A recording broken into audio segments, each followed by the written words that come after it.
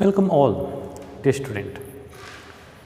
In my last hour of teachings, we learnt about different theories of evolution, where the scientists like Lamarck, August Weismann, Darwin and Hugo de Vries proposed the theories of evolution, how the evolution occurred.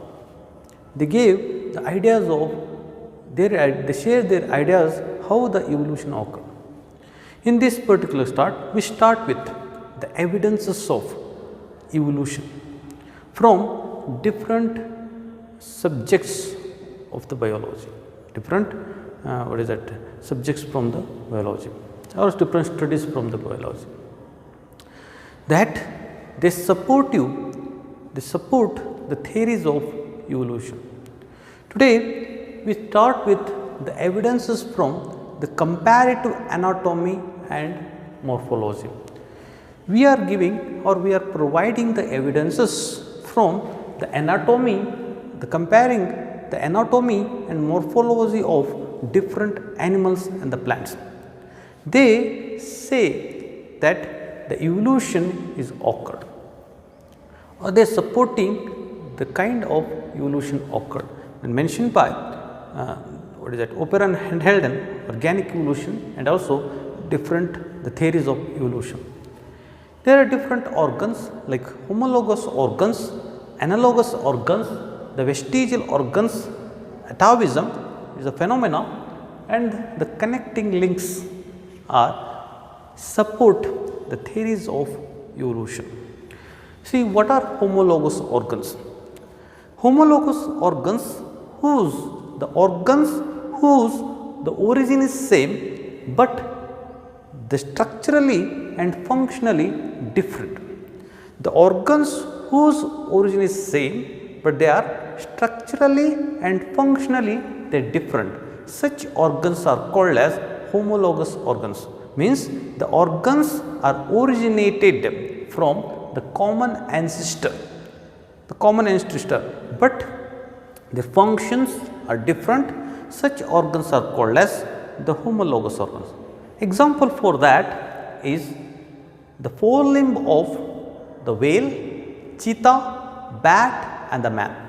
The forelimb of a whale, bat, man and the cheetah are the same origin. Means their origin is same, means they are forelimbs. They are having same the humerus, radius and ulna, carpal, metacarpal and phalanges, but the functions are different in different animals. They are doing the different functions, the organs, the homologous organs, they are doing different functions in different animals. Like in whale, the forelimbs are modified into flippers. The whale use the modified forelimbs for the swimming purpose, whereas cheetah, the forelimbs are used for the running purpose. Whereas in bat, the forelimbs are modified into patagium, so it uses the patagium to fly. Where in case of man, the forelimbs are used for doing different functions, or the legs are used for the walking purpose. So the forelimbs are modified, we use our hands doing different works like that, so that the organs whose origin is same, but they are doing different functions, such organs are called as homologous organs. Example for that is the forelimbs of whale, cheetah, bat and man. In case of plants, the thorns of bougainvillea plant and the tendrils of cucurbita, the origin is same. Both are originated from the axillary bud. One, they become the thorns, the axillary bud become thorns in case of the bougainvillea, and they become tendrils in case of cucurbita. In case of bougainvillea, the thorns are protective in nature, whereas in case of cucurbita, the tendrils are mechanical support in function, so that the function means they help in the supporting the cucurbita, the mechanical support in cucurbita. So, the origin is same, but their functions are different. Both are originated from the axillary bud, but one is modified into thorns, other one is modified into tendrils. The thorns protective in nature in case of the bougainvillea plant, whereas tendrils are doing the mechanical support, they are supporting mechanically in case of cucurbita. So, how these homologous organs are formed? See, when the plants or the animals move to different geological condition or different environmental. So, where they start adopting in such adopting to that environment, where when start adopting to that, the adaptive radiation occur, means they adopt in the changed environment. It lead into the modification of their organs according with the environmental conditions. So, the organs they changed, the function, the origin is same, but the functions are different. Such evolution is called as the divergent evolution. Such evolution is called as the divergent evolution. And secondly, we are coming for the organs called as analogous organs. They are different from the homologous organs. The analogous organs are the organs whose origin is different. They are different origin, but the function is same. Means they are originated from different ancestors, but they are doing the same function. Such organs are called as analogous organs. See, in case of homologous organs, the origin is same, but the function is different. In case of analogous organs, see, in case of homologous organs, their origin is same, but function is different. In case of analogous organs, their origin is different, but doing the function is same. Here they originated from the common ancestor, here they originated from the different ancestor. Example for that is the wings of butterfly and the wings of birds. The wings of butterfly are having the wings. They are the extension of integument. The extension of integument lead to the develop into wings. Whereas in case of birds, the wings are the modified forelimbs. See, origin is different, but both butterfly and the birds use their wings for flying purpose. The function is same, but origin. Here in case of butterflies, the wings are the extension of the integument, where in case of birds, the wings are the nothing but the modified forelimbs. So, the flippers of dolphin and fins of fish. The fins in case of fish is different because the fish is belong to the Pisces, the dolphins are belong to the mammalia. So, when the mammalia come to the water aquatic habitat, the forelimbs of the dolphins are modified into flippers. In case of penguins, the forelimbs in the penguins are modified into flippers. So, these flippers used to flying purpose. In case of reptiles like Chilonoidus is a turtle, a green turtle, where its forelimbs are modified into the flippers. It use or it adopt to the aquatic habitat. The forelimbs are used for the swimming purpose. It is belong to the reptilia. Chilonoidus is belong to the reptilia. The penguin is belong to the birds, whereas dolphins are belong to the mammalia. So, both there is modifications, whereas the fins in case of fish is used for is a modified forelimbs, is also used for swimming purpose. See, the origins are different, but they are doing the same function. The flippers used for the dolphin for the swimming purpose, where also the fins in the fishes are used for the swimming purpose. Like that in case of plants, the sweet potato and potato. Sweet potato is a root modification, whereas the potato is a stem modification. But both are used as the food. Both sweet potato and potato used as a food. See, sweet potato is a modification of the roots. Potato is the modification of the stem. See, the origin is different, but function both are used as the food.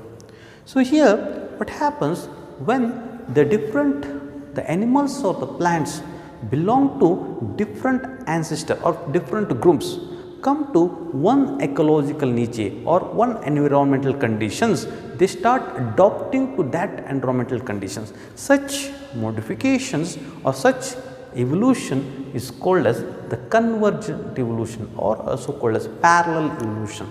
It is called as convergent evolution over here, whereas when they move to different environmental conditions, they are called as a divergent evolution.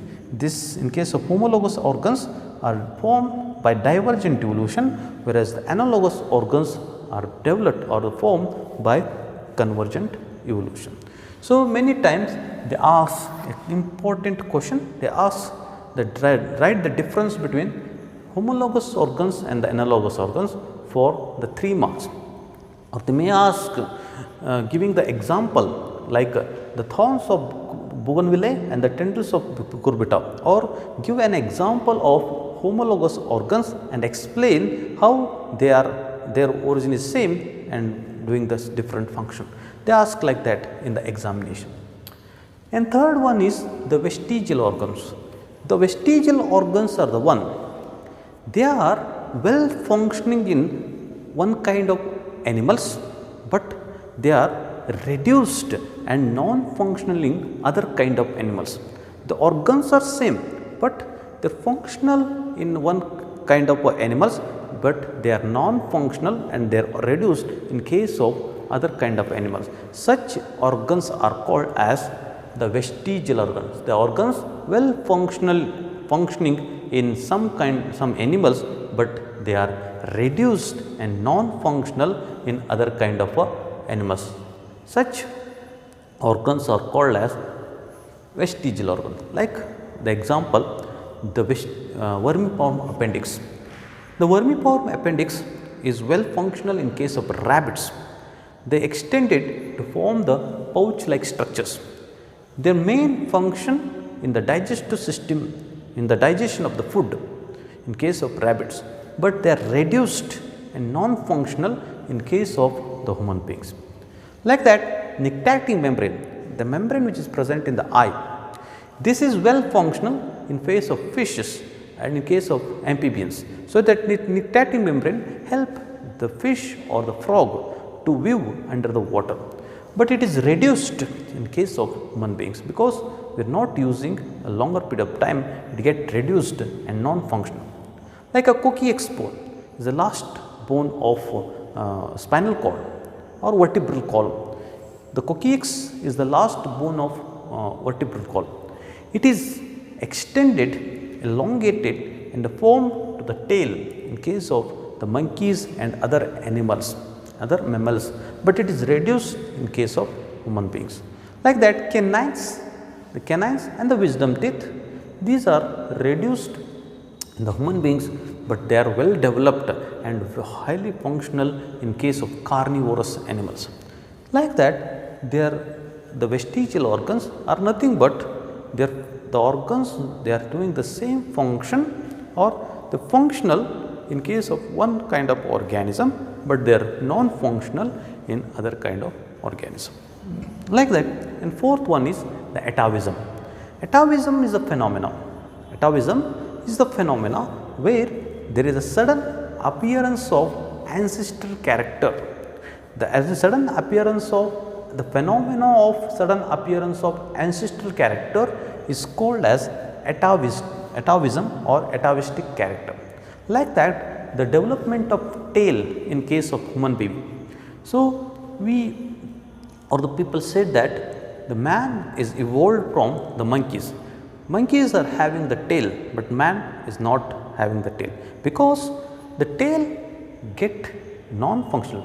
According to the Lamarckism, we not disuse the organ like tail. So, it is reduced and non-functional. It is reduced and non-functional, it become rudimentary or vestigial organ. But its sudden appearance certainly the tail is suddenly appeared in a mammalian baby or the human baby is the phenomena is called as atavism. And some other examples also there, they saying the atavism phenomena, their example for the atavism phenomena.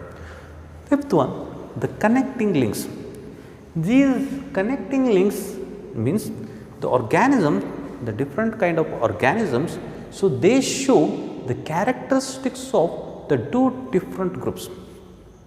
We classified the organisms based on their characteristics, but certain organisms or the certain animals or the plants, they show the characteristics of two different groups.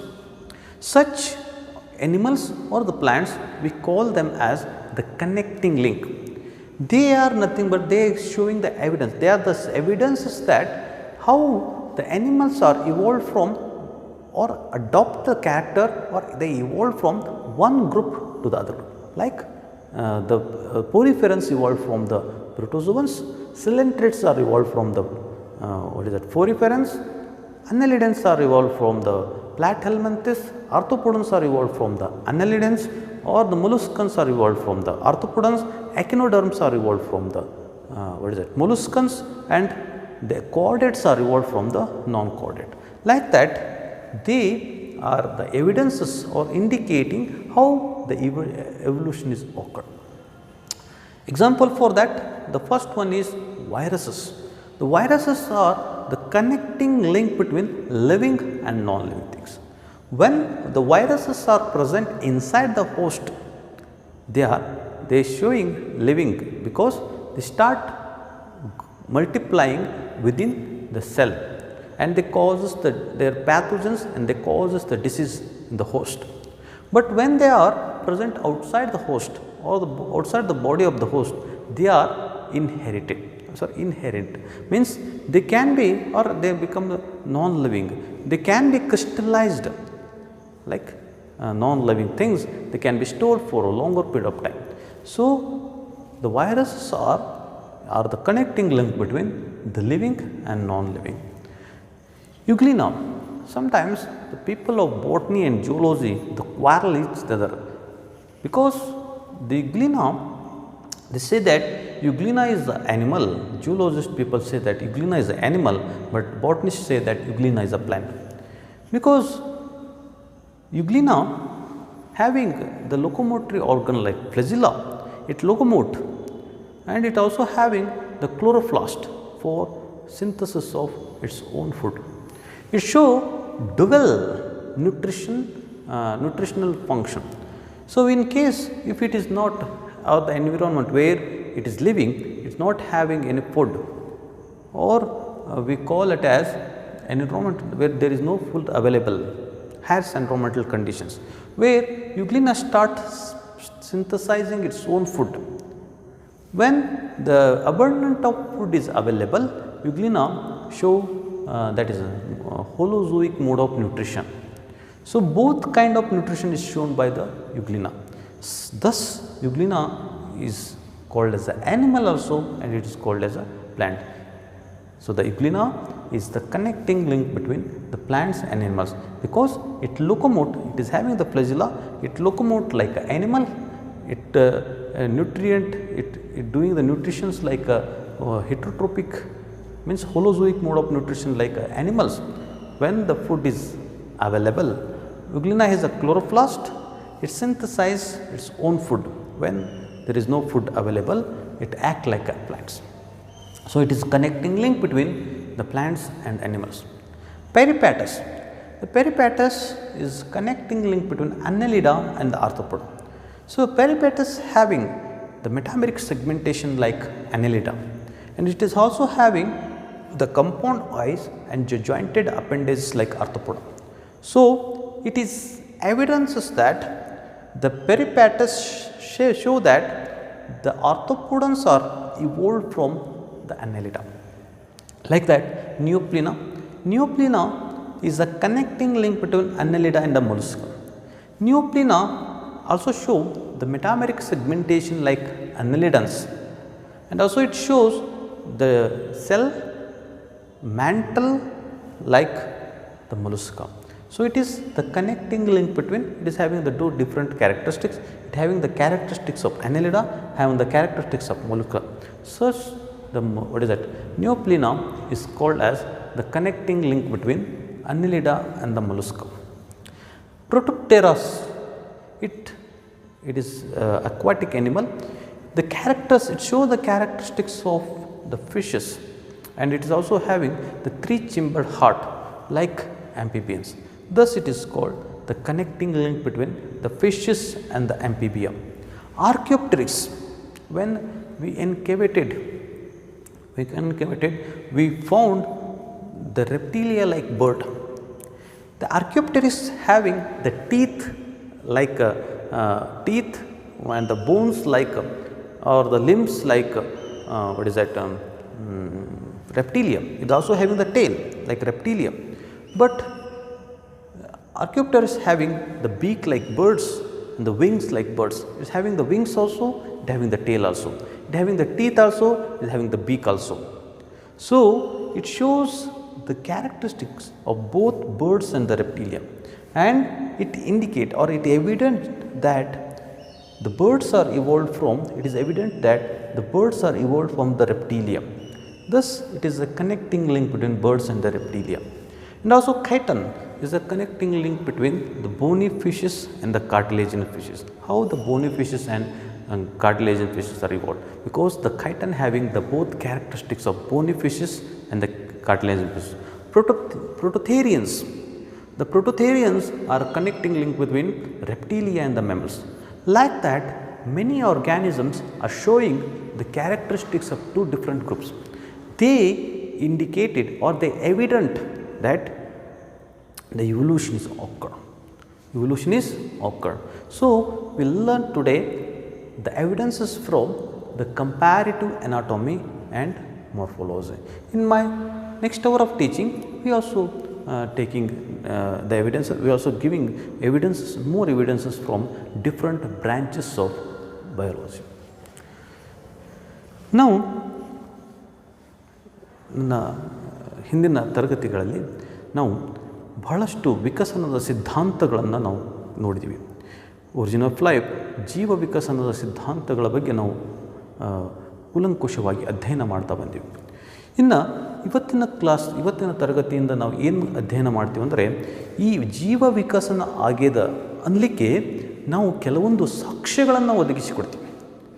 ಜೀವಶಾಸ್ತ್ರದ ಬೇರೆ ಬೇರೆ ಬೇರೆ ಬೇರೆ ಶಾಸ್ತ್ರಗಳ ಮುಖಾಂತರ, ಜೀವಶಾಸ್ತ್ರದ ಒಳಶಾಸ್ತ್ರದ ಮುಖೇನ ನಾವು ಏನು ಕೊಡ್ತೀವಿ ಅಂತಂದರೆ, ಈ ವಿಕಸನ, ಜೀವ ವಿಕಸನ ಯಾವ ರೀತಿ ಆಗ್ಯದ ಅದಕ್ಕೆ ನಾವು ಸಾಕ್ಷ್ಯಗಳನ್ನು ಒದಗಿಸ್ತಾ ಹೋಗಿಬಿಡ್ತೀವಿ. ಇವತ್ತಿನ ದಿವಸ ನಾವೇನು ಕೇಳ್ತಾ ಇದ್ದೀವಿ ಅಂದರೆ ಕಂಪ್ಯಾರಿಸನ್ ಅಂತಂದರೆ ಹೋಲಿಕೆ. ಅದರದ್ದು ಪ್ರಾಣಿ ಮತ್ತು ಸಸ್ಯಗಳ ಅಂಗರಚನಾಶಾಸ್ತ್ರ ಮತ್ತು ರೂಪವಿಜ್ಞಾನ. ಮಾರ್ಫಾಲಜಿ ಅಂದರೆ ರೂಪವಿಜ್ಞಾನ, ಎನಾಟೊಮಿ ಅಂದರೆ ಅಂಗರಚನಾಶಾಸ್ತ್ರ.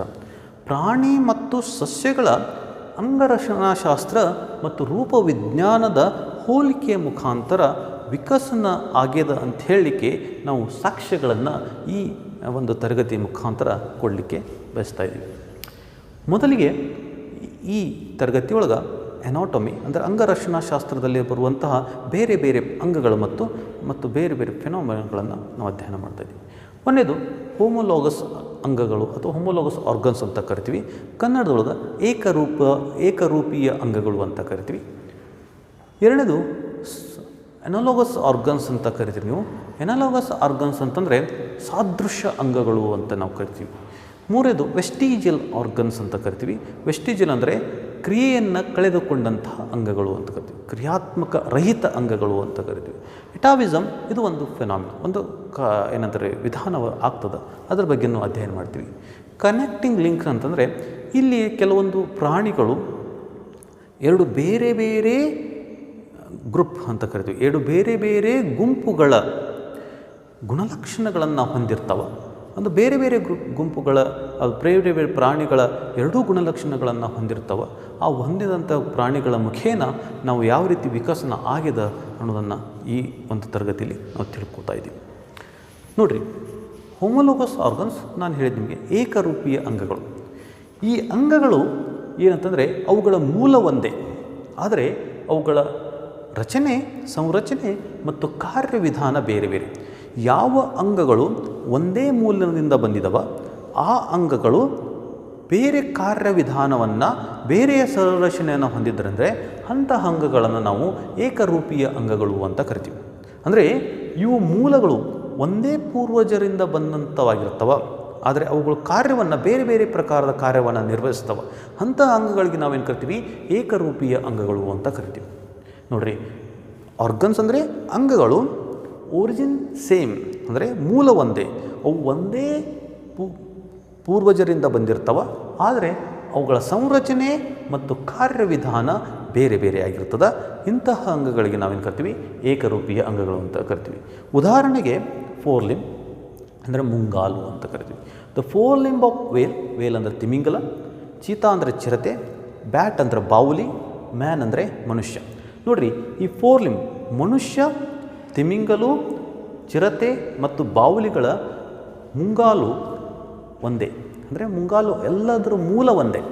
ಆದರೆ ಅವುಗಳಲ್ಲಿ ಏನಾಗಿರ್ತದೆ ಅಂದರೆ ಬಹಳಷ್ಟು ಬದಲಾವಣೆಗಳಾಗಿ ಅವು ಬೇರೆ ಬೇರೆ ಪ್ರಕಾರದಲ್ಲಿ ಕಾರ್ಯವನ್ನು ನಿರ್ವಹಿಸ್ತಾರೆ ಅಂತ ಹೇಳ್ತಾರೆ. ಹೇಗೆ ಅಂತಂದರೆ ದ ಫೋರ್ ಲಿಂಬ್ ಮೀನಿನಲ್ಲಿ, ತಿಮಿಂಗಲ್ನಲ್ಲಿ ಈ ಮುಂಗಾಲು ಏನಾಗಿರ್ತದೆ ಅಂತಂದರೆ ಬದಲಾವಣೆಗೊಂಡು ಫ್ಲಿಪ್ಪರ್ಸ್ಗಳಾಗಿರ್ತವೆ, ಅಂದರೆ ಈಜುವ ಅಂಗಗಳಾಗಿರ್ತವೆ. ಈ ತಿಮಿಂಗಲು ಈ ಬದಲಾದ ಏನಂತ ಕರಿತೀವಿ, ಬದಲಾದ ಮುಂಗೈಯನ್ನು, ಅಂದರೆ ಅದು ಈಜುವ ಅಂಗಗಳಾಗಿ ಏನು ಬದಲಾವಣೆಯಾಗಿರ್ತವಲ್ಲ ಅದನ್ನ ಈಜಲಿಕ್ಕೆ ಉಪಯೋಗನ ಮಾಡ್ತದೆ. ಈ ಚೀತಾದೊಳಗೆ ಈ ಮುಂಗಾಲುವನ್ನು ಏನು ಮಾಡ್ತದೆ, ಈ ಚಿರತೆ ಮುಂಗಾಲುವನ್ನು ಓಡಲಿಕ್ಕೆ ಯೂಸ್ ಮಾಡ್ತದೆ. ಹಾಗೆ ಬಾವುಲಿಯಲ್ಲಿ ಈ ಮುಂಗಾಲು ಏನಾಗಿರ್ತವೆ ಅಂತಂದರೆ ಪೆಟಾಜಿಯಂ, ಹಾರುವ ಅಂಗಗಳಾಗಿ ರೂಪಾಂತರಗೊಂಡಿರ್ತವೆ ಅಥವಾ ಬದಲಾವಣೆಗೊಂಡಿರ್ತವೆ. ಸೊ ಈ ಹಾರುವ ಅಂಗಗಳಾಗಿ ಬದಲಾವಣೆಗೊಂಡಂಥ ಈ ಏನು ಅಂಗಗಳಿರ್ತಾವಲ್ಲ ಫೋರ್ ಲಿಂಬ್ ಅಂತ ಕರಿತೀವಿ. ಈ ಬಾವುಲಿ ಏನು ಮಾಡ್ತದೆ ಅಂದರೆ ಇದು ಹಾರಲಿಕ್ಕೆ ಉಪಯೋಗವನ್ನು ಮಾಡ್ತೀವಿ. ಮನುಷ್ಯನಲ್ಲಿ ಮುಂಗಾಯಿಗಳು ಏನಾಗಿರ್ತವೆ, ಕೈಗಳಾಗಿ ಬದಲಾವಣೆಗಿರ್ತವೆ, ನಾವು ಬೇರೆ ಬೇರೆ ಕಾರ್ಯಗಳನ್ನು ಮಾಡಲಿಕ್ಕೆ ಉಪಯೋಗ ಮಾಡ್ತೀವಿ. ನೋಡಿರಿ, ಮೂಲ ಒಂದೇ ಫೋರ್ ಲಿಂಬ್, ಮೂಲ ಒಂದೇ ಮುಂಗೈ, ಆದರೆ ಬದಲಾವಣೆಗಳುಗೊಂಡಿರ್ತವೆ. ಆ ಬದಲಾವಣೆಗಳುಗೊಂಡಾಗ ಬೇರೆ ಬೇರೆ ಪ್ರಾಣಿಗಳು, ಹೌದಾ, ಬೇರೆ ಬೇರೆ ಕಾರ್ಯಗಳಲ್ಲಿ ಇವುಗಳ ಉಪಯೋಗವನ್ನು ಮಾಡ್ತವೆ. ನೋಡಿರಿ, ಈ ಏನು ಕರಿತೀವಿ ಭೂ ಅಸ್ಥಿ ಅಂತ ಕರಿತೀವಿ, ಭುಜ ಅಸ್ಥಿ ಅಂತ ಕರಿತೀವಿ. ಈ ಭುಜ ಅಸ್ಥಿ ಸೇಮ್ ಇರ್ತದೆ, ಎಲ್ಲ ಪ್ರಾಣಿಗಳ ಮುಂಗೈ ಸೇಮ್ ಇರ್ತದೆ. ನೆನಪಿಟ್ಟುವರಿ, ಅಲ್ಲಿ ಹ್ಯೂಮಿರಸ್ ಇರ್ತದೆ, ರೇಡಿಯಸ್ ಅಲ್ನ ಇರ್ತವೆ, ಕಾರ್ಪೆಲ್, ಮೆಟಾಕಾರ್ಪಲ್, ಪೆಲಾಂಜಿಸ್ ಇರ್ತವೆ. ಆದರೆ ಈ ಅಂಗಗಳಲ್ಲಿ ಏನಿರ್ತದೆ ಮಾರ್ಪಾಡುಗೊಂಡಿರ್ತವೆ. ಈ ಅಂಗಗಳೇನಿರ್ತಾವೆ ಮಾರ್ಪಾಡುಗೊಂಡಿರ್ತವೆ. ಹೆಂಗೆ ಮಾರ್ಪಾಡುಗೊಳ್ತಾವೆ, ಯಾಕೆ ಮಾರ್ಪಾಡುಗೊಳ್ತಾವೆ ಅಂತಂದರೆ ಈ ಎನಿಮಲ್ಸ್ಗಳು, ಈ ಪ್ರಾಣಿ ಅಥವಾ ಸಸ್ಯಗಳು ಬೇರೆ ಬೇರೆ ನಿಸರ್ಗದ ಏನು ಕಂಡೀಷನ್ಸ್ ಅಂತ ಕರಿತೀವಿ, ವಾತಾವರಣಕ್ಕೆ ಅನುಗುಣವಾಗಿ ಹೋದಾಗ, ಬೇರೆ ಬೇರೆ ನಿಸರ್ಗಗಳಿಗೆ ಹೋದಾಗ, ಅಥವಾ ನಾವು ಹೇಳ್ತೀವಿ ಮೆಮಲ್ಸ್ಗಳು, ಒಂದು ಪ್ರಾಣಿ ಅಕ್ವಾಟಿಕ್ ನೀರಿಗೆ ಅಡಾಪ್ಟ್ ಆಗಿರ್ತದೆ, ಅಂದರೆ ಅಲ್ಲಿ ಹೊಂದಿಕೊಂಡಿರ್ತದೆ.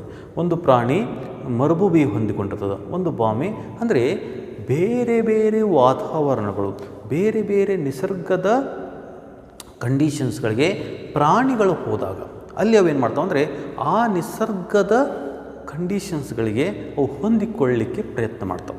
ಹೀಗೆ ಹೆಂಗೆ ಹೊಂದಿಕೊಳ್ಳಲಿಕ್ಕೆ ಪ್ರಯತ್ನ ಮಾಡ್ತಾವಲ್ಲ ಆ ಮುಖೇನ ಅವುಗಳ ಅಂಗಗಳಲ್ಲಿ ಮಾರ್ಪಾಡುಗೊಂಡಿರ್ತವೆ. ಅದಕ್ಕೆ ನಾವು ಆ ಹಂತ ಅಂಗಗಳನ್ನು ನಾವೇನು ಕರಿತೀವಿ, ಹೋಮೋಲೋಗಸ್ ಆರ್ಗನ್ಸ್ ಅಂತ ಕರಿತೀವಿ. ನೋಡಿರಿ, ತಿಮಿಂಗಲು ನೀರಿನ ಒಂದು ಪರಿಸ್ಥಿತಿಗೆ ಹೊಂದಿಕೊಂಡಿತು. ಹಾಗಾಗಿ ಅದರ ಮುಂಗೈ ಏನಾಯ್ತಂದರೆ ಈಜುವ ಅಂಗ ಫ್ಲಿಪ್ಪರ್ಸ್ ಆಗಿ ಬದಲಾವಣೆ ಆಯಿತು. ಹಾಗೆ ಬಾವುಲಿ ಹಾರಲಿಕ್ಕೆ ಪ್ರಯತ್ನ ಮಾಡಿತು, ಅದರ ಮುಂಗೈ ಇದ್ದಿದ್ದು ಹಾರುವ ಅಂಗವಾಗಿ ಅಥವಾ ಪೆಟಾಜಿಯಮ್ ಆಗಿ ಬದಲಾವಣೆಗೊಂಡಿತು. ಹೀಗೆ ವಿಕಸನದಲ್ಲಿ ಹೀಗೆ ಆಗಿದೆ ಅಂತ ಹೇಳ್ತಾರೆ. ಹಾಗೆ ನಾವು ಈ ರೀತಿಯ ವಿಕಸನವನ್ನು ನಾವೇನು ಕರಿತೀವಿ ಅಂತಂದರೆ, ಈ ರೀತಿ ಏನು ವಿಕಸನ ಆಗ್ಯದಲ್ಲ ಇದಕ್ಕೆ ಡೈವರ್ಜೆಂಟ್ ಇವಲ್ಯೂಷನ್ ಅಂತ ಕರಿತೀವಿ. ಡೈವರ್ಜೆಂಟ್ ಇವಲ್ಯೂಷನ್ ಅಂತಂದರೆ ಏನು ಕರಿತೀವಿ, ವಿಭಿನ್ನ ವಿಕಸನ. ಕನ್ನಡ ಎಂತರ ಡೈವರ್ಜೆಂಟ್ ಇವಲ್ಯೂಷನ್ ಅಂದರೆ ವಿಭಿನ್ನ ವಿಕಸನ. ಅಂದರೆ ಪ್ರಾಣಿಗಳು ಬೇರೆ ಬೇರೆ ವಾತಾವರಣದ ಅಂಶಗಳಿಗೆ ಹೋದಾಗ, ಬೇರೆ ಬೇರೆ ನಿಸರ್ಗದ ಪರಿಸ್ಥಿತಿಗಳಿಗೆ ಹೊಂದಾಗ ಆ ನಿಸರ್ಗದ ಪರಿಸ್ಥಿತಿಗಳಿಗೆ ಅವೇನಾಗ್ತಾವೆ ಹೊಂದಿಕೊಳ್ತಾವೆ. ಅದಕ್ಕೆ ಭಿನ್ನವಾಗಿ ವಿಭಿನ್ನವಾದ ವಿಕಸನ ಆಗ್ತದೆ ಅಂಥೇಳಿ ಇವ್ರು ಹೇಳ್ತಾರೆ. ಎರಡನೇದು ಸಸ್ಯಗಳ ಪ್ರಕಾರ ನೋಡಿದರೆ ದ ಥಾರ್ನ್ಸ್ ಆಫ್ ಬೋಗನ್ವಿಲ್ಲೈ ಮತ್ತು ಟೆಂಡ್ರಿಲ್ಸ್ ಆಫ್ ಕುಕುರ್ಬಿಟಾ ಅಂತ ಕರಿತೀವಿ. ಥಾರ್ನ್ಸ್ ಅಂದರೆ ಮುಳ್ಳು, ಬೋಗನ್ವಿಲ್ ಅಂದರೆ ಕಾಗದದ ಹೂವನ್ನು ಬಿಡುವಂಥ ಸಸ್ಯ. ಬೋಗನ್ವಿಲ್ ಅಂದರೆ ಕಾಗದದ ಹೂ ಬಿಡುವಂಥ ಸಸ್ಯಗಳಲ್ಲಿರುವಂಥ ಮುಳ್ಳುಗಳು. ಮತ್ತು ಕುರ್ಕುರ್ಬಿಟ ಅಂದರೆ ಸೋರೆಕಾಯಿಯಲ್ಲಿರುವಂಥ ಲತೆ ಬಳ್ಳಿಯ ಕುಡಿಗಳು ಅಂತ ಕರಿತೀವಿ. ಇವುಗಳ ಮೂಲ ಒಂದೇ, ಎರಡು ಏನಪ್ಪ ಅಂತಂದರೆ ಸೈಡ್ ಅಂತದ್ದು ಎಕ್ಸಿಲರಿ ಒಳಗೆ ಏನು ಬಡ್ ಇರ್ತಲ್ಲ ಮಗಳು ಅಂತ ಕರಿತೀವಿ, ಆ ಮಗಳಿನಿಂದ ಉತ್ಪತ್ತಿಯಾಗಿರ್ತವೆ. ಈ ಕಾಗದದ ಹೂವಿನ ಸಸ್ಯದಲ್ಲಿ ಏನಾಗಿರ್ತದೆ ಅಂದರೆ ಈ ಮೊಗಳು ಮುಳ್ಳಾಗಿ ಬದಲಾವಣೆಗೊಂಡು ಅಂದ್ರೆ ಮಾರ್ಪಾಡುಗೊಂಡಿರ್ತದೆ, ಅದು ರೂಪಾಂತರಗೊಂಡಿರ್ತದೆ. ಎರಡನೊಳಗೆ ಸೂರ್ಯಕಾಯಿಯಲ್ಲಿ ಅದೇ ಒಂದು ಮೊಗಳು ಎಕ್ಸಿಲರಿ ಬಡ್ ಅಂತ ಕರಿತೀವಿ, ಆ ಮೊಗಳು ಏನಾಗಿರ್ತದೆ ಅಂತಂದರೆ ಟೆಂಡ್ರಿಲ್ಸ್ ಲತೆಯ ಬಳ್ಳಿಯಾಗಿ ಮಾರ್ಪಾಡು, ಲತೆಯ ಬಳ್ಳಿಯ ಕುಡಿ ಅಂತ ಕರಿತೀವಿ ನಾವು. ಟೆಂಡ್ರಿಲ್ಸ್ ಅಂದರೆ ಲತಾ ಬಳ್ಳಿಯ ಕುಡಿ ಅಂತ ಕರಿತೀವಿ, ಆ ಲತಾ ಬಳ್ಳಿಯ ಕುಡಿಯಾಗಿ ಮಾರ್ಪಾಡುಗೊಂಡಿರ್ತದೆ. ಸೊ ನೋಡಿರಿ, ಒರಿಜಿನೇದು ಸೇಮ್ ಎಕ್ಸಿಲರಿ ಬಡ್ ಅಂತ ಕರಿತೀವಿ ಮೊಗಳು. ಆದರೆ ಈ ಬೂಗನಲ್ಲಿ ಕಾಗದದ ಹೂವಿನ ಸಸ್ಯದಲ್ಲಿ ಈ ಥಾರ್ನ್ ಮುಳ್ಳುಗಳು ಏನು ಮಾಡ್ತಾವೆ ಅಂದರೆ ಪ್ರೊಟೆಕ್ಷನ್ ರಕ್ಷಣೆಯನ್ನು ಮಾಡ್ತಾವೆ. ಯಾವುದಾದ್ರು ಪ್ರಾಣಿ ಜೀವಿ ಅದನ್ನ ಹೂಗಳನ್ನು ಹರಿಲಿಕ್ಕೆ ಬಂತು ಅಥವಾ ಏನೋ ಮಾಡಲಿಕ್ಕೆ ಬಂತಂದರೆ ಅದನ್ನ ಪ್ರೊಟೆಕ್ಷನ್ ಮಾಡ್ತಾವೆ, ಅಂದರೆ ಅವುಗಳ ರಕ್ಷಣೆಯನ್ನು ಮಾಡ್ತಾವೆ, ಸಸ್ಯಕ್ಕೆ ರಕ್ಷಣೆಯನ್ನು ಒದಗಿಸಿಕೊಡ್ತಾವೆ ಮುಳ್ಳುಗಳು. ಹಾಗೆ ಈ ಸೋರೆಕಾಯಿಯಲ್ಲಿ ಏನಾಗ್ತದೆ ಅಂದರೆ ಈ ಟೆಂಡ್ರಿಲ್ಸ್ಗಳು ಅಂತ ಕರಿತೀವಿ, ಈ ಲತೆ ಬಳ್ಳಿಯ ಕುಡಿಗಳು ಏನು ಮಾಡ್ತಾವೆ ಅಂದರೆ ಮೆಕ್ಯಾನಿಕಲ್ ಸಪೋರ್ಟ್, ಅಂದರೆ ಅದು ಹಿಡಿದಿಟ್ಟುಕೊಳ್ಳಿಕ್ಕೆ ಸಸ್ಯ ಮತ್ತೊಂದು ಸಸ್ಯಕ್ಕೆ ಅಥವಾ ಮರಗಳಿಗೆ ಸುತ್ತಿಕೊಳ್ಳಲಿಕ್ಕೆ ಅದು ಸಹಾಯವನ್ನು ಮಾಡ್ತದೆ. ಸೊ ನೋಡಿರಿ, ಈ ರೀತಿಯ ಆರ್ಗನ್ಗಳನ್ನು ನಾವೇನು ಕರಿತೀವಿ ಏಕರೂಪೀಯ ಆರ್ಗನ್ಗಳು ಅಂತ ಕರಿತೀವಿ. ಇಂತಹ ವಿಕಸನಕ್ಕೆ ನಾವೇನು ಕರಿತೀವಿ ವಿಭಿನ್ನ ವಿಕಸನ ಅಥವಾ ಡೈವರ್ಜೆಂಟ್ ಇವಲ್ಯೂಷನ್ ಅಂತ ಕರೀತಾರೆ. ಎರಡನೇದು ಅನಾಲೋಗಸ್ ಆರ್ಗನ್ಸ್ ಅಂತ ನಾವು ಕರಿತೀವಿ. ಅನಾಲೋಗಸ್ ಆರ್ಗನ್ಸನ್ನು ಕನ್ನಡದೊಳಗೆ ಸಾದೃಶ್ಯ ಅಂಗಗಳು ಅಂತ ಕರೀತಾರೆ. ಸಾದೃಶ್ಯ ಅಂಗಗಳು ಅಂತಂದರೆ ಇವು ಮೂಲ ಬೇರೆ ಬೇರೆ, ಆದರೆ ಅವುಗಳ ಆ ಅಂಗಗಳ ಕಾರ್ಯ ಒಂದೇ ಆಗಿರ್ತದೆ, ಒಂದೇ ರೂಪದಾಗಿರ್ತದೆ.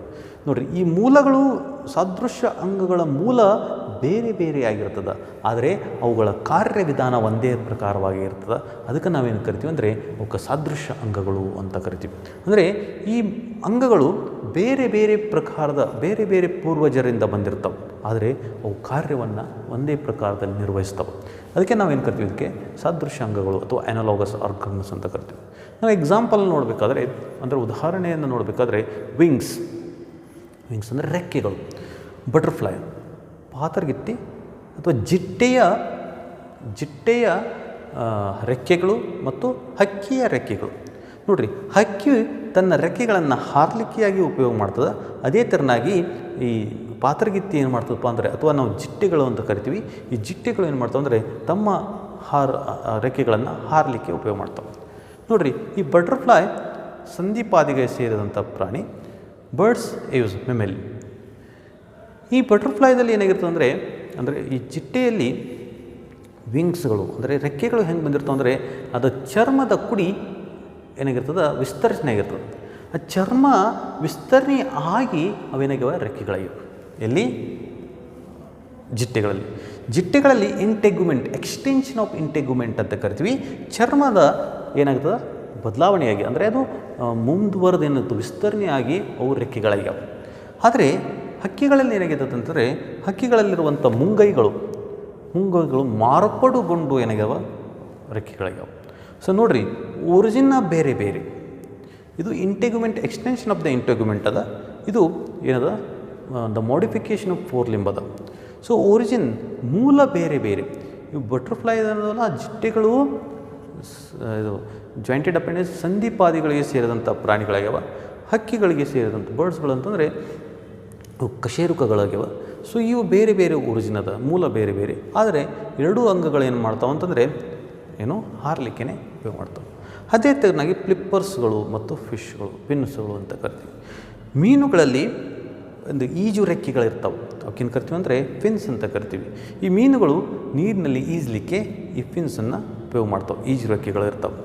ಆದರೆ ಡಾಲ್ಫಿನ್ಸ್ಗಳು ಮತ್ತು ಕೆಲವೊಂದು ಆಮೆಗಳು, ನೀರಾಮೆಗಳು ಅಂತ ಕರಿತೀವಿ. ಮತ್ತು ನಾವು ಪೆಂಗ್ವಿನ್ಸ್ ಹಕ್ಕಿಗಳಂತ ಕರಿತೀವಿ.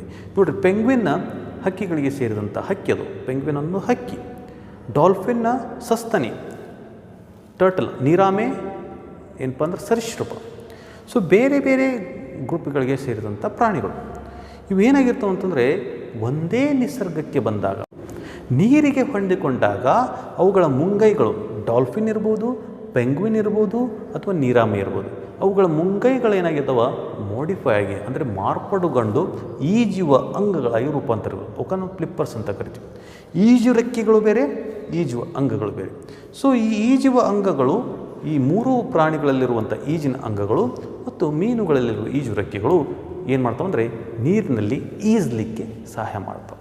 ಸೊ ನೋಡಿರಿ, ಓರಿಜಿನ್ ಅಂದರೆ ಮೂಲ ಬೇರೆ ಬೇರೆ, ಆದರೆ ಅವುಗಳ ಕಾರ್ಯವಿಧಾನ ಒಂದೇ. ಅದೇ ಥರನಾಗಿ ಸಸ್ಯಗಳಿಗೆ ಬಂದರೆ ನಾವು ಸ್ವೀಟ್ ಪೊಟ್ಯಾಟೊ ಮತ್ತು ಪೊಟ್ಯಾಟೊ ಅಂತ ಕರಿತೀವಿ. ಗೆಣಸು ಮತ್ತು ಆಲೂಗಡ್ಡೆ. ಗೆಣಸು ಬೇರಿನ ರೂಪಾಂತರ, ಆಲೂಗಡ್ಡೆ ಕಾಂಡದ ರೂಪಾಂತರ. ಇದು ಬೇರು, ಇದು ಕಾಂಡ. ಬೇರು ರೂಪುಗೊಂಡು ಗೆಣಸಾಗ್ಯದ, ಕಾಂಡ ರೂಪುಗೊಂಡು ಆಲೂಗಡ್ಡೆ ಆಗಿದೆ. ಸೊ ನೋಡಿರಿ, ಎರಡೂ ಬೇರೆ ಬೇರೆ, ಮೂಲ ಬೇರೆ ಬೇರೆ, ಆದರೆ ನಾವು ಗೆಣಸನ್ನು ಮತ್ತು ಆಲೂಗಡ್ಡೆಯನ್ನು ಆಹಾರವಾಗಿ ಸ್ವೀಕಾರ ಮಾಡ್ತೀವಿ. ಅಂದರೆ ಫಂಕ್ಷನ್ ಒಂದೇ, ಕಾರ್ಯ ಒಂದೇ, ಆದರೆ ಮೂಲ ಬೇರೆ ಬೇರೆ. ಇಂತಹ ಅಂಗಗಳಿಗೆ ನಾವೇನು ಕರಿತೀವಿ? ಸಾದೃಶ್ಯ ಅಂಗಗಳು ಅಂತ ಕರಿತೀವಿ. ನೋಡಿರಿ, ಯಾವಾಗ ಈ ರೀತಿ ಆಗ್ತಾವೆ, ಸಾದೃಶ್ಯ ಅಂಗಗಳ ರೂಪ ಯಾವಾಗ ಗೊಳ್ತಾವೆ ಅಥವಾ ಸಾದೃಶ್ಯ ಅಂಗಗಳು ಯಾವಾಗ ಬೆಳವಣಿಗೆ ಆಗ್ತಾವೆ ಅಂತಂದರೆ, ಯಾವಾಗ ಬೇರೆ ಬೇರೆ ಗುಂಪುಗಳಿಗೆ ಸೇರಿದಂಥ ಪ್ರಾಣಿಗಳಾಗಲಿ ಅಥವಾ ಸಸ್ಯಗಳಾಗಲಿ, ಬೇರೆ ಬೇರೆ ಗುಂಪುಗಳಿಗೆ ಸೇರಿದಂತಹ ಪ್ರಾಣಿಗಳಾಗಲಿ ಸಸ್ಯಗಳಾಗಲಿ ಒಂದೇ ನಿಸರ್ಗದ ಪರಿಸ್ಥಿತಿಗೆ ಬಂದಾಗ, ಒಂದೇ ಮರುಭೂಮಿಯ ಪರಿಸ್ಥಿತಿ ಇರ್ಬೋದು, ನೀರಿನ ಪರಿಸ್ಥಿತಿ ಇರ್ಬೋದು, ಒಂದೇ ನಿಸರ್ಗದ ಪರಿಸ್ಥಿತಿಗಳಿಗೆ ಬಂದಾಗ ಅಲ್ಲಿ ಅವೆಲ್ಲ ಕೂಡಿಕೊಂಡು ಒಂದೇ ತೆರನಾಗಿ ರೂಪುಗೊಳ್ತಾವೆ. ಇಂತಹ ಒಂದು ವಿಕಸನವನ್ನು ನಾವೇನು ಕರಿತೀವಿ? ಒಮ್ಮುಖ ವಿಕಸನ ಅಂತ ಕರಿತೀವಿ. ಅದಕ್ಕೇನು ಕರಿತೀವಿ? ಕನ್ವರ್ಜೆಂಟ್ ಇವಲ್ಯೂಷನ್ ಅಂತ ಕರಿತೀವಿ, ಒಮ್ಮುಖ ವಿಕಸನ ಅಂತ ಕರಿತೀವಿ. ನೋಡಿರಿ, ಇಲ್ಲಿ ಡಿಫ್ರೆನ್ಸ್ ಅದ. ಏನದ ಅಂತಂದರೆ ಏಕರೂಪೀಯ ಅಂಗಗಳು ಮತ್ತು ಸಾದೃಶ್ಯ ಅಂಗಗಳು. ಇಲ್ಲಿ ಮೂಲ ಒಂದೇ, ಕಾರ್ಯವಿಧಾನ ಬೇರೆ ಬೇರೆ. ಇಲ್ಲಿ ಮೂಲ ಬೇರೆ ಬೇರೆ, ಕಾರ್ಯವಿಧಾನ ಒಂದೇ. ಇಲ್ಲಿ ಇವೇನಾಗಿರ್ತವೆ ಅಂದರೆ ಬೇರೆ ಒಂದೇ ಪ್ರಜಾತಿಗೆ ಸೇರಿದಂಥ ಪ್ರಾಣಿಗಳು ಬೇರೆ ಬೇರೆ ನಿಸರ್ಗದ ಪರಿಸ್ಥಿತಿಗೆ ಅಥವಾ ವಾತಾವರಣ ಪರಿಸ್ಥಿತಿಗೆ ಬಂದಾಗ ಅಲ್ಲೇನಾಗ್ತದೆ? ಏಕರೂಪೀಯ ಅಥವಾ ಏನು ಕರಿತೀವಿ? ವಿಭಿನ್ನ ವಿಕಸನ ಆಗ್ತದೆ. ಇಲ್ಲಿ ಬೇರೆ ಬೇರೆ ಮೂಲದ ಬೇರೆ ಬೇರೆ ಪ್ರಜಾತಿಯ ಪ್ರಾಣಿಗಳಾಗಲಿ ಸಸ್ಯಗಳಾಗಲಿ ಒಂದೇ ನಿಸರ್ಗದ ಪರಿಸ್ಥಿತಿಗೆ ಬಂದಾಗ ಒಮ್ಮುಖ ವಿಕಸನ ಆಗ್ತದೆ. ಇಲ್ಲಿ ವಿಭಿನ್ನ ವಿಕಸನ ಆಗ್ತದೆ, ಇಲ್ಲಿ ಒಮ್ಮುಖ ವಿಕಸನ ಆಗ್ತದೆ. ಇದರ ಡಿಫ್ರೆನ್ಸನ್ನು ನಿಮಗೆ ಎಕ್ಸಾಂಪಲ್ಸಲ್ಲಿ ಭಾಳಷ್ಟು ಸರಿ ಕೇಳ್ತಾರೆ. ಇದ್ರ ಬಗ್ಗೆ ನೀವು ಎಕ್ಸಾಮ್ದಲ್ಲಿ ಅಂದರೆ ಅದನ್ನ ಗಟ್ಟಿ ಮಾಡಲೇಬೇಕಾಗ್ತದೆ, ಇದು ಎಕ್ಸಾಮ್ ಬಂದೇ ಬರ್ತದೆ. ಹಾಗೆ ವೆಸ್ಟಿಜಲ್ ಕಾರ್ಯವನ್ನು, ಕ್ರಿಯಾತ್ಮಕ ಕಾರ್ಯವನ್ನು ಕಾರ್ಯರಹಿತ ಅಂಗಗಳು ಅಂತ ಕರಿತೀವಿ.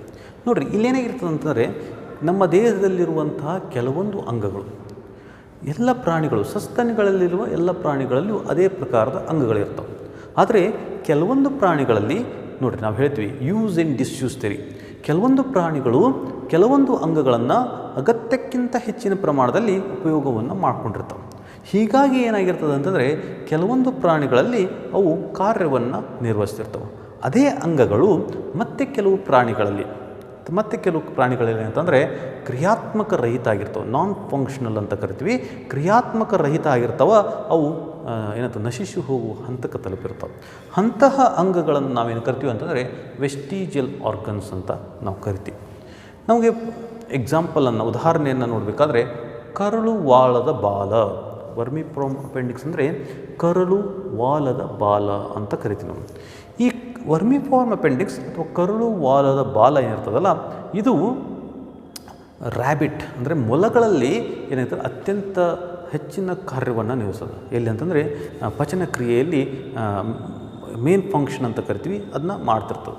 ಅಂದರೆ ಇಲ್ಲಿ ಏನಾಗುತ್ತೆ ಅಂದರೆ ವರ್ಮಿಫಾರ್ಮ್ ಅಪೆಂಡಿಕ್ಸ್, ಈ ಕರಳು ವಾಲದ ಬಾಲ ಪೌಚಿಗತೆ ಅಂದರೆ ಒಂದು ಚೀಲದ ಆಕಾರದಲ್ಲಿ ರೂಪುಗೊಂಡಿರ್ತದೆ. ಅದು ಅಲ್ಲಿ ಪ್ರಮುಖ ಕಾರ್ಯವನ್ನು ಅಂದರೆ ಮೊಲಗಳ ಏನು ಕರಿತೀವಿ ಡೈಜೆಸ್ಟಿವ್ ಸಿಸ್ಟಮ್, ಪಚನ ಕ್ರಿಯೆಯಲ್ಲಿ ಈ ಏನು ಪೌಚ್ ಆಗಿರ್ತದಲ್ಲ, ಅಂದರೆ ಚೀಲ ಆಕೃತಿಯಲ್ಲಿ ಏನು ವರ್ಮಿಫಾರ್ಮ್ ಅಪೆಂಡಿಕ್ಸ್ ಇರ್ತದಲ್ಲ ಅಥವಾ ಕರು ಬಾಲ್ ಇರ್ತದಲ್ಲ, ಅದು ಕಾರ್ಯವನ್ನು ನಿರ್ವಹಿಸ್ತದೆ. ಆದರೆ ಮನುಷ್ಯನಲ್ಲಿ ಏನಾಗಿದೆಪ್ಪ ಅಂತಂದರೆ ಇದು ರೆಡ್ಯೂಸ್ ಆಗಿದೆ, ಅಂದರೆ ಇದು ಕಡಿಮೆಯಾಗಿ ಇದು ನಾನ್ ಫಂಕ್ಷನಲ್, ಕ್ರಿಯಾತ್ಮಕ ರಹಿತವಾಗಿದೆ. ಕೆಲವೊಂದು ಸರ್ತಿ ಇದು ಬೆಳವಣಿಗೆ ಆದಾಗ ಪಸ್ ಆಗ್ತದೆ, ಅಂದರೆ ಕೀಮಾ ತುಂಬ್ಕೋತದೆ, ಅದನ್ನ ಆಪ್ರೇಷನ್ ಮಾಡಬೇಕು ಅಂತ ಹೇಳ್ತಾರೆ. ಸೊ ಇದು ಬಹಳ ನಿಕ್ಟ್ಯಾಕ್ಟಿಂಗ್ ಮೆಂಬ್ರೇನ್. ನಮ್ಮ ಕಣ್ಣಿನ ಗುಡ್ಡೆಯಲ್ಲಿ ಒಂದು ತೆಳುವಾದ ಪದರ ಇರ್ತದೆ. ಆ ತೆಳುವಾದ ಪದರನ್ನು ನಾವೇನು ಕರಿತೀವಿ ಅಂದರೆ ನಿಕ್ಟ್ಯಾಕ್ಟಿಂಗ್ ಮೆಂಬ್ರೇನ್ ಅಂತ ಕರಿತೀವಿ. ಈ ಆಮೆಗಳಾಗಲಿ ಮೀನುಗಳಾಗಲಿ ಈ ಕಣ್ಣಿನ ಪದರು ಏನಾಗಿರ್ತದೆ ಅಂದರೆ ಪೂರ್ಣ ಪ್ರಮಾಣದಲ್ಲಿರ್ತದೆ. ನೀವು ಕಪ್ಪೆಗಳನ್ನು ನೋಡಿದಾಗ ನೋಡ್ರಿ ಒಂದು ಪದರ ಇರ್ತದೆ, ಟ್ರಾನ್ಸ್ಪರೆಂಟ್ ಲೇಯರ್ ಅಂತ ಕರಿತೀವಿ. ಹೌದಾ? ಆ ಲೇಯರ್ ಏನು ಮಾಡ್ತದೆ ಅಂದರೆ ಈ ಆಮೆಗಳು ಮತ್ತು ಮೀನುಗಳಿಗೂ ನೀರಿನ ತೆಳಗೆ ಇದ್ದಾಗ ಅವುಗಳಿಗೆ ನೋಡಲಿಕ್ಕೆ ಅವಕಾಶವನ್ನು ಮಾಡ್ತದೆ. ಆದರೆ ಮನುಷ್ಯನಲ್ಲಿ ಏನಾಗಿದೆ ಅಂದರೆ ಅವು ರೆಡ್ಯೂಸ್ ಆಗಿ ಅತ್ಯಂತ ನೋಡಿರಿ ಸಣ್ಣಗೆ ಉಳಿದ್ಬಿಟ್ಟವ. ಅಂಥ ಆರ್ಗನ್ಗಳನ್ನು ನಾವು ಏನು ಕರಿತೀವಿ ವೆಸ್ಟಿಜಿಯಲ್ ಆರ್ಗನ್ ಅಂತ ಕರಿತೀವಿ. ನಮ್ಮಲ್ಲಿಯೂ ಅಂದರೆ ಇದು ಏನು ನಮಗೆ ಸಾಕ್ಷ್ಯವನ್ನು ಒದಗಿಸ್ತದೆ ಅಂದರೆ ಈ ಅಂಗ ನಮ್ಮಲ್ಲಿಯೂ ಅದ ಮತ್ತು ಮೀನಿನಲ್ಲಿಯೂ ಅದ. ಅರ್ಥ ಆಯ್ತಾ? ಅರ್ಮಿಫಾರ್ಮಿಪ್ಟೆಂಗಸ್ ನಮ್ಮಲ್ಲಿಯೂ ಅದ ಮತ್ತು ಅದು ಮೊಲದಲ್ಲಿಯೂ ಅದ ಅಂತ ತೋರಿಸಿ. ಕೊಕಿಯೆಕ್ಸ್ ಅಂತ ಕರಿತೀವಿ. ಈ ಅಸ್ಥಿಪಂಜರದ ಕಶೇರುಕ ಅಂತ ಕರಿತೀವಲ್ಲ, ಈ ನಮ್ಮ ಬೆನ್ನು ಮೂಳೆಯ ಕೊನೆಯ ಒಂದು ಮೂಳೆ, ಅದಕ್ಕೆ ಕೊಕಿಕ್ಸ್ ಅಂತ ಕರಿತೀವಿ. ಇದು ಸಸ್ತನಿಗಳ ಬೇರೆ ಬೇರೆ ಸಸ್ತನಿಗಳಲ್ಲಿ ಅತಿಯಾಗಿ ಬೆಳೆದು ಬಾಲವಾಗಿದೆ.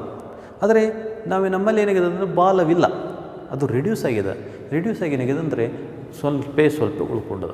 ನೋಡಿರಿ, ಇದು ಮಂಗನಿಂದ ಮಾನವನಿರ್ತದೆ. ಮಂಗ ಏನು ಮಾಡ್ತಿತ್ತು ಅಂದರೆ ಬಾಲವನ್ನು ಭಾಳ ಪ್ರಮಾಣದಲ್ಲಿ ಯೂಸ್ ಮಾಡ್ತಿತ್ತು, ಅಂದರೆ ಉಪಯೋಗ ಮಾಡ್ತಿತ್ತು. ನಾವು ಅದನ್ನು ಉಪಯೋಗ ಮಾಡಲಿಲ್ಲ ಅಂದ್ಕೊಳ್ಳಿ, ಅದೇನಾಗಿದೆ ರೆಡ್ಯೂಸ್ ಆಗಿ ಕ್ರಿಯಾತ್ಮಕ ರಹಿತಾಗಿ ಸ್ವಲ್ಪ ಉಳಿದಿತ್ತು. ಹಾಗೆ ಕೆನೈನ್ಸ್ ಅಂತ ಕರಿತೀವಿ, ಕೋರೆ ಹಲ್ಲುಗಳು. ಈ ಕೋರೆ ಹಲ್ಲುಗಳು ನಮ್ಮಲ್ಲಿ ಚಿಕ್ಕವದು. ಅದೇ ನೀವು ಬೆಕ್ಕಿನ ಪ್ರಜಾತಿಗೆ ಸೇರಿದಂಥ ಪ್ರಾಣಿಗಳನ್ನು ನೋಡಿದಾಗ ಕೋರೆ ಹಲ್ಲುಗಳು ಉದ್ದವಾಗ್ಯದ. ವಿಸ್ಡಮ್ ಟಿತ್ ಅಂದರೆ ಏನು, ಬುದ್ಧಿ ಹಲ್ಲುಗಳು ಅಂತ ಕರಿತೀವಿ. ನಮ್ಮಲ್ಲಿ ರೆಡ್ಯೂಸ್ ಆಗ್ಯವ, ಬೇರೆ ಬೇರೆ ಪ್ರಾಣಿಗಳಲ್ಲಿ ಜಾಸ್ತಿ ಅವ. ಹೀಗೆ ಬಹಳಷ್ಟು, ಅದಕ್ಕೆ ಮನುಷ್ಯನನ್ನು ಚಲಿಸುವ ಪ್ರಯೋಗಾಲಯ ಅಂತ ಕರಿತೀವಿ. ನಮ್ಮಲ್ಲಿ 300ಕ್ಕಿಂತಲೂ ಹೆಚ್ಚು ವೆಸ್ಟಿಜಿಯಲ್ ಆರ್ಗನ್ಸ್ಗಳವ. 4ನೇ ಪ್ರಕಾರ ಒಂದು ಫೆನಾಮಿನ ಅಟಾವಿಸಮ್ ಅಂತ ಕರಿತೀವಿ. ಅಂದರೆ ರೀಅಪಿಯರೆನ್ಸ್, ವಿಕಸನದ ಹಾದಿಯಲ್ಲಿ ನಾವು ಕಳೆದುಕೊಂಡಂತಹ ಕೆಲವೊಂದು ಅಂಗಗಳು ಮತ್ತೆ ಮರಳಿ ಸಡನ್ನಾಗಿ ಬರ್ತಾವೆ. ಅಂತಹ ಫೆನಾಮಿನಾವನ್ನು ನಾವೇನು ಕರಿತೀವಿ ಅಂತಂದರೆ ಎಟಾವಿಸಮ್ ಅಂತ ಕರಿತೀವಿ. ನೀವು ನೋಡಿರ್ಬೋದು, ಚಿಕ್ಕ ಮಕ್ಕಳು ಅಂದರೆ ಮನುಷ್ಯರ ಮಕ್ಕಳಲ್ಲಿ ಒಮ್ಮೆದೊಮ್ಮೆ ಬಾಲ ಬಂದ್ಬಿಡ್ತವೆ. ಬಾಲವನ್ನು ನೋಡ್ರಿ, ಮಂಗನಿಂದ ಮಾನವ ಆಗುವಂಥ ಪ್ರಕ್ರಿಯೆಯಲ್ಲಿ ನಾವು ಬಾಲ ನಮ್ಮಿಂದ ದೂರವಾಗಿದೆ. ಆದರೆ ಈ ಒಂದು ಏನು ಗುಣಲಕ್ಷಣ ಅದಲ್ಲ, ಬಾಲದ ಗುಣಲಕ್ಷಣ ಒಮ್ಮೆದೊಮ್ಮೆಲೆ ಮನುಷ್ಯನ ಮಕ್ಕಳಲ್ಲಿ ಬಂದುಬಿಡ್ತದೆ. ಎಲ್ಲರೂ ಏನಾಗ್ತಾರೆ, ಹನುಮಪ್ಪ ಹುಟ್ಟ್ಯಾನ ಅಂತಾರೆ, ಅಲ್ಲ, ಅದು ಆ ಒಂದು ಫೆನಾಮಿನ ಏನು ಕರಿತೀವಿ ನಾವು ಎಟಾವಿಸಮ್ ಅಂತ ಕರಿತೀವಿ. ಆ ಫೆನಾಮಿನ ಏನು ಕರಿತೀವಿ ನಾವು ಎಟಾವಿಸಮ್. ಹೀಗೆ ಭಾಳಷ್ಟು ನೋಡ್ರಿ, ಮೈ ತುಂಬೆಲ್ಲ ಕೂದಲು ಬಂದುಬಿಡ್ತಾವೆ ಒಂದು ಕೆಲವೊಂದು ಮನುಷ್ಯರಿಗೆ. ನೋಡಿ, body hair, V last the body hair during the evolution process. ವಿಕಸನ ಆಗಬೇಕಾದ್ರೆ ನಾವು ಇಡೀ ಮೈ ಮೇಲಿನ ಕೂದಲುಗಳನ್ನು ಕಳ್ಕೊಂಡ್ಬಿಟ್ಟಿವಿ. ಮಂಗನಿಗೆ ಬಹಳಷ್ಟು ಕೂದಲುಗಳಿರ್ತಾವೆ, ನಮಗಿರಂಗಿಲ್ಲ. ಆದರೆ ಒಮ್ಮೆದೊಮ್ಮೆ ಮನುಷ್ಯರಲ್ಲಿ ಭಯಾನಕ ಕೂದಲುಗಳು ಬಂದುಬಿಡ್ತಾವೆ. ಇಂತಹ ಒಂದು ಗುಣಲಕ್ಷಣವನ್ನು ನಾವೇನು ಕರಿತೀವಿ, ಇಂಥ ಒಂದು ಫೆನಾಮಿನವನ್ನು ನಾವೇನು ಕರಿತೀವಿ ಎಟಾವಿಸಮ್ ಅಂತ ಕರಿತೀವಿ. ಇಂಥ ಫೆನಾಮಿನ ಏನು ಕರಿತೀವಿ ನಾವು ಎಟಾವಿಸಮ್ ಅಂತ ಕರಿತೀವಿ. ಹಾಗೆ ಕನೆಕ್ಟಿಂಗ್ ಲಿಂಕ್ ಹೇಳಿದೆ ನಿಮಗೆ. ಕೆಲವೊಂದು ಪ್ರಾಣಿಗಳಲ್ಲಿ 2 ಬೇರೆ ಬೇರೆ ಗ್ರೂಪ್ಗೆ ಸೇರಿದಂತಹ ಗುಣಲಕ್ಷಣಗಳನ್ನು ಒಂದೇ ಪ್ರಾಣಿ ಹೊಂದಿರ್ತದೆ. ಇಂತಹ ಪ್ರಾಣಿಗಳನ್ನು ನಾವೇನು ಕರಿತೀವಿ ಕನೆಕ್ಟಿಂಗ್ ಲಿಂಕ್ ಅಂತ ಕರಿತೀವಿ. ಕನೆಕ್ಟಿಂಗ್ ಲಿಂಕ್ ಅಂದರೆ ಇವೆರಡು ಜೋಡಣೆ, 2 ಗ್ರೂಪ್ಗಳ ನಡುವೆ ಇರುವಂಥ ಜೋಡಣಾ ಕಾರ್ಯವನ್ನು ಅವ್ರು ಮಾಡ್ತಾವೆ ಅಂತ ಹೇಳ್ತಾರೆ. ಅಂಥವಕ್ಕೆ ಏನು ಕರಿತೀವಿ ಕನೆಕ್ಟಿಂಗ್ ಲಿಂಕ್ ಅಂತ ಕರಿತೀವಿ. ಲೈಕ್ ವೈರಾಣುಗಳು ಏನಪ್ಪ ಅಂತಂದ್ರೆ ಲಿವಿಂಗ್, ಸಜೀವಿಗಳೂ ಹೌದು ಮತ್ತು ನಿರ್ಜೀವಿಗಳೂ ಹೌದು. ಅದಕ್ಕೆ ವೈರಾಣುಗಳನ್ನು ಸಜೀವ ಮತ್ತು ನಿರ್ಜೀವ ವಸ್ತುಗಳ ನಡುವೆ ಇರುವಂಥ ಒಂದು ಕೊಂಡಿ, ಲಿಂಕ್ ಅಂದರೆ ಏನು, ಕೊಂಡಿ ಅಂತ ಕರೀತಾರೆ. ಯಾಕೆ ಅದಕ್ಕೆ ಕೊಂಡಿ ಅಂತ ಕರೀತಾರೆ ಅಂದರೆ ನೋಡಿರಿ, ಈ ವೈರಾಣುಗಳು ಮನುಷ್ಯ ಅಥವಾ ಯಾವುದೇ ಪ್ರಾಣಿಯ ದೇಹದ, ಸಸ್ಯ ಯಾವುದೇ ಜೀವಿಯ ದೇಹದ ಒಳಗಡೆ ಇತ್ತಂದರೆ ಅದು ಸಜೀವಿವಾಗಿರ್ತದೆ. ಅದು ಏನು ಮಾಡ್ತದೆ ಅಂದರೆ ತನ್ನ ಸಂತಾನೋತ್ಪತ್ತಿ ಕ್ರಿಯೆಯನ್ನು ಮಾಡ್ತದೆ. ಆದರೆ ಯಾವಾಗ ವೈರಾಣು ದೇಹದಿಂದ ಹೊರಗಿತ್ತಂದರೆ ಅದು ನಿರ್ಜೀವ, ಇನ್ಹರ್ಟ್ ಅಂತ ಕರಿತೀವಿ, ನಿರ್ಜೀವ ವಸ್ತುವಾಗಿ ಬಿದ್ದಿರ್ತದೆ. ಇದನ್ನು ನಾವು ಕ್ರಿಸ್ಟಲೈನ್, ಉಪ್ಪು ಮತ್ತು ಸಕ್ಕರೆಗಾಗಿ ಘನೀಕರಣಗೊಳಿಸಿ ಬಹಳಷ್ಟು ವರ್ಷಗಳವರೆಗೆ ಇರಬಹುದು. ಅದು ದೇಹದ ಹೊರಗೆ ಎತ್ತಂದರೆ ನಿರ್ಜೀವಿ ಇರ್ತದೆ, ದೇಹದ ಒಳಗಡೆ ಎತ್ತಂದರೆ ಸಜೀವಿಯಾಗಿರ್ತದೆ. ಅದಕ್ಕೆ ವೈರಾಣುಗಳನ್ನು ನಾವೇನು ಕರಿತೀವಿ ಸಜೀವ ಮತ್ತು ನಿರ್ಜೀವಗಳ ನಡುವೆ ಇರುವಂಥ ಒಂದು ಕೊಂಡಿ ಅಂತ ಕರಿತೀವಿ. ಇದು ಏನು ತೋರಿಸ್ಕೊಡ್ತದಪ್ಪ ಅಂತಂದರೆ ನಿರ್ಜೀವ ವಸ್ತುಗಳಿಂದ ಸಜೀವಿಗಳ ಉದ್ಭವ ಆಗ್ಯಾವ, ಸಜೀವಿಗಳ ವಿಕಸನ ಆಗ್ಯದ ಅಂಥೇಳಿ ತೋರಿಸ್ಕೊಡ್ತದೆ. ಹಾಗೆ ಯುಗ್ಲೀನವನ್ನು ಸಸ್ಯಶಾಸ್ತ್ರಜ್ಞರು ಮತ್ತು ಪ್ರಾಣಿಶಾಸ್ತ್ರಜ್ಞರು ಏನು ಮಾಡ್ತಾರೆ ಅಂದರೆ ಯುಗ್ಲೀನಾಗೆ ಏನು ಮಾಡ್ತಾರೆ ಜಗಳ ಆಡ್ತಿರ್ತಾರೆ, ಭಾಳಷ್ಟು ಕದಾಡ್ತಿರ್ತಾರೆ. ಯಾಕಂತಂದರೆ ಯುಗ್ಲೀನವನ್ನು ಸಸ್ಯಶಾಸ್ತ್ರಜ್ಞರು ಇದು ಸಸ್ಯ ಅಂತ ಹೇಳಿದರೆ ಪ್ರಾಣಿಶಾಸ್ತ್ರಜ್ಞರು ಇದನ್ನ ಪ್ರಾಣಿ ಅಂತ ಹೇಳ್ತಾರೆ. ಯಾಕಂತಂದರೆ ಯುಗ್ಲೀನ ಅಂತಹ ಗುಣಲಕ್ಷಣವನ್ನು ಹೊಂದಿರುತ್ತೆ. ಯುಗ್ಲೀನದಲ್ಲಿ ಒಂದು ಚಲನಾಂಗದ, ಅದಕ್ಕೆ ನಾವು ಫ್ಲೆಜಿಲ್ಲಾ ಅಂತ ಕರಿತೀವಿ. ಅದೇ ಪ್ರಕಾರದಲ್ಲಿ ಯುಗ್ಲೀನದೊಳಗೆ ಕ್ಲೋರೋಪ್ಲಾಸ್ಟ್ ಪತ್ರಹರಿತ್ವದ. ಯುಗ್ಲಿನ ಯಾವಾಗ ಆಹಾರ ಜಾಸ್ತಿ ಇರ್ತದಲ್ಲ ಅದೇನು ಮಾಡ್ತಂದರೆ ಹಿಟ್ರೋಟ್ರೋಪಿಕ್ ಅಂದರೆ ಆಹಾರದ ಮೇಲೆ ಅವಲಂಬನೆ ಆಗಿರ್ತದೆ, ತನ್ನ ಬೇರೆ ಅವಲಂಬನೆಯಾಗಿ ಹೋಲೋಸುವಿಕ್ ಆಹಾರವನ್ನು ನುಂಗುವಂಥ ಕಾರ್ಯವನ್ನು ಮಾಡ್ತದೆ, ಚಲನೆಯನ್ನು ಮಾಡ್ತದೆ. ಯಾವಾಗ ಆಹಾರದ ಕೊರತೆ ಉಂಟಾಗ್ತದೆ ಇದೇ ಯುಗ್ಲಿನ ಏನು ಮಾಡ್ತಂದರೆ ತನ್ನ ಪತ್ರಹರಿತ್ತಿನ ಮುಖಾಂತರ ತನ್ನ ಆಹಾರವನ್ನು ತಾನೇ ತಯಾರು ಮಾಡ್ತದೆ. ನೋಡಿರಿ, ಸಸ್ಯದ ತರಹನೇ ತನ್ನ ಆಹಾರವನ್ನು ತಾನೇ ತಯಾರು ಮಾಡ್ಬೋದು. ಆದರೆ ಯಾವಾಗ ಆಹಾರ ಇರಂಗಿಲ್ಲ, ಯಾವಾಗ ಆಹಾರ ಇರ್ತದೆ ಅದು ಪ್ರಾಣಿಗಳ ಸಹಿತ ಚಲನೆಯನ್ನು ಮಾಡ್ತದೆ ಮತ್ತು ಆಹಾರವನ್ನು ತಿನ್ನಲಿಕ್ಕೆ ಪ್ರಯತ್ನ ಮಾಡ್ತದೆ. ಹೀಗೆ ಇರುವುದರಿಂದ ಈ ಯುಗ್ಲಿನವನ್ನು ನಾವು ಸಸ್ಯ ಮತ್ತು ಪ್ರಾಣಿಗಳ ನಡುವೆ ಇರುವಂಥ ಒಂದು ಕೊಂಡಿ ಅಂತ ಕರಿತೀವಿ. ಹಾಗೆ ಪೆರಿಪ್ಯಾಟಸ್ ಅನ್ನುವಂಥ ಪ್ರಾಣಿ ವಲಯವಂತಗಳು ಮತ್ತು ಸಂಧಿಪಾದಿಗಳು ನಡುವಿರುವಂಥ ಒಂದು ಕೊಂಡಿ. ವಲಯವಂತಗಳಲ್ಲಿರುವಂಥ ಮೆಟಾಮರಿಕ್ ಸೆಗ್ಮೆಂಟೇಷನ್ ಅಂತ ಕರಿತೀವಿ, ಸೆಗ್ಮೆಂಟೆಡ್ ಬಾಡಿ ಅಂತ ಕರಿತೀವಿ. ಅಂಗ ಕಟ್ ಆಗಿರುವಂಥ ಒಂದು ಅಂಗರಚನೆ ಇರ್ತದೆ. ಹಾಗೆ ಪ್ರಕಾರದಲ್ಲಿ ಸಂಧಿಪಾದಿಗಳಲ್ಲಿರುವಂತಹ ಕಾಲಿನ ರಚನೆ, ಸಂಧಿ ರಚನೆಗಳು ಇರ್ತವೆ, ಕಾಲಿನ ಅಥವಾ ಕೈಗಳ ಸಂಧಿ ರಚನೆ ಇರ್ತವೆ ಮತ್ತು ಕಂಪೌಂಡ್ ಐನ್ ಅಂತ ಕರಿತೀವಿ, ಅಂಥ ರಚನೆಯನ್ನು ಹೊಂದಿರ್ತದೆ. ನ್ಯೂಪ್ಲಿನಾಮ್ ಇದು ಕನೆಕ್ಟಿಂಗ್ ಲಿಂಕ್ ಬಿಟ್ವೀನ್ ಮೊಲುಸ್ಕಾ ಮೃದು ಅಂಗಗಳು, ಮೃದ್ವಸ್ಥಿಗಳು ಅಂತ ಕರಿತೀವಿ, ಮತ್ತು ವಲಯವಂತಗಳು ನಡುವಿರುವಂಥ ಒಂದು ಕಂಡಿ. ಹಾಗೆ ಪ್ರೊಟೊಪ್ಟೆರಸ್ ಮೀನುಗಳು ಮತ್ತು ಎಂಪಿಬಿಯಾ ಅಂತ ಉಭಯವಾಸಿಗಳ ನಡುವೆ ಇರುವಂಥ ಒಂದು ಕೊಂಡಿ. ಆರ್ಕಿಯೋಪ್ಟೆರಿಕ್ಸ್ ನಾವು ಉತ್ಖನನವನ್ನು ಮಾಡಿದಾಗ ಎನ್ಕ್ಯಾವೇಷನ್ ಅಂತ ಕರಿತೀವಿ, ನಮಗೆ ಒಂದು ಹಕ್ಕಿಯ ಏನು ಕರಿಬೇಕು ಅಂತಂದರೆ ಅಸ್ಥಿಪಂಜರ ಸಿಕ್ತು. ಈ ಹಕ್ಕಿ ಏನಾಗಿತ್ತಪ್ಪ ಅಂತಂದರೆ ಹಕ್ಕಿಗಳು ಮತ್ತು ಸರೀಸೃಪಗಳ ನಡುವೆ ಇರುವಂಥ ಒಂದು ಕೊಂಡಿಯಾಗಿತ್ತು. ಯಾಕಂದರೆ ಈ ಹಕ್ಕಿಯೊಳಗೆ ರೆಕ್ಕೆಗಳಿದ್ದು ಅದ್ರ ಜೊತೆ ಬೀಕ್ ಅಂತ ಕರಿತೀವಿ, ಚುಂಚು ಇತ್ತು. ಹಕ್ಕಿಯ ತರನಾಗಿ ಅದಕ್ಕೇನಿದ್ದು ರೆಕ್ಕೆಗಳು ಇದ್ದು ಮತ್ತು ಚುಂಚು ಇತ್ತು. ಹಾಗೆ ಸರೀಸೃಪಗಳ ತೆರನಾಗಿ ಅದಕ್ಕೆ ಬಾಲನೂ ಇತ್ತು, ಕೈಕಾಲುಗಳಿತ್ತು, ಮತ್ತು ಈ ಏನು ಚುಂಚಿನಲ್ಲಿ ಹಲ್ಲುಗಳಿತ್ತು. ಸೊ ನೋಡಿರಿ, ಸರೀಸೃಪಗಳ ಗುಣಲಕ್ಷಣಗಳನ್ನು ಈ ಹಕ್ಕಿ ಹೊಂದಿತ್ತು, ಹಕ್ಕಿಗಳ ಗುಣಲಕ್ಷಣಗಳನ್ನು ಈ ಹಕ್ಕಿ ಹೊಂದಿತ್ತು. ಅದಕ್ಕೆ ಆರ್ಕಿಯೋಪ್ಟೆರಿಕ್ಸ್ ಅಂತ ಕರಿತೀವಿ. ಇದು ಏನು ಈ ಹಕ್ಕಿ ಏನು ತೋರಿಸ್ಕೊಡ್ತಪ್ಪ ಅಂತಂದರೆ ಹಕ್ಕಿಗಳು ಯಾವ ರೀತಿ ಸರೀಸೃಪಗಳಿಂದ ವಿಕಸನ ಆಗ್ಯಾವ ಅನ್ನೋದು ತೋರಿಸ್ಕೊಡ್ತದೆ. ಈ ಕೊಂಡಿಗಳು ನಮಗೆ ಏನು ತೋರಿಸ್ಕೊಡ್ತಾವ ಅಂತಂದರೆ ಒಂದು ಪ್ರಭೇದದ ಜೀವಿಯಿಂದ ಮತ್ತೊಂದು ಪ್ರಭೇದದ ಜೀವಿಗಳು ಯಾವ ರೀತಿ ವಿಕಸನ ಆಗ್ಯಾವ ಅನ್ನೋದನ್ನು ಇವು ತೋರಿಸ್ತಾವೆ. ಅಂದರೆ ಅವು ಎಲ್ಲ ನಮಗೆ ಸಾಕ್ಷ್ಯಗಳನ್ನು ಒದಗಿಸಿರ್ತಾವೆ. ಸೊ ಜೀವ ವಿಕಸನ ಆಗ್ಯದ ಅಂಥೇಳಿ ಎಲ್ಲ ಅಂಗಗಳು ನಮಗೆ ಸಾಕ್ಷ್ಯಗಳನ್ನು ಒದಗಿಸಿಕೊಡ್ತವೆ ನೋಡಿ. ಅದಕ್ಕೆ ಅಂಗರಚನಾಶಾಸ್ತ್ರ ಮತ್ತು ರೂಪವಿಜ್ಞಾನದ ಮುಖೇನ ನಾವು ವಿಕಸನಕ್ಕೆ ಬಹಳಷ್ಟು ಸಾಕ್ಷಿಗಳನ್ನು ಒದಗಿಸಿದ್ದೀವಿ. ಇನ್ನು ಮುಂದಿನ ನನ್ನ ತರಗತಿಯೊಳಗೆ ಬಯೋಲಾಜಿ ಜೀವಶಾಸ್ತ್ರದ ಒಳ ಅಧ್ಯಯನಗಳ ಮುಖಾಂತರ ಮತ್ತೆ ಬಹಳಷ್ಟು ನಾವು ಈ ಜೀವ ವಿಕಸನದ ಸಾಕ್ಷಿಗಳನ್ನು ಒದಗಿಸೋಣ. ಅಲ್ಲಿವರೆಗೆ ಧನ್ಯವಾದ.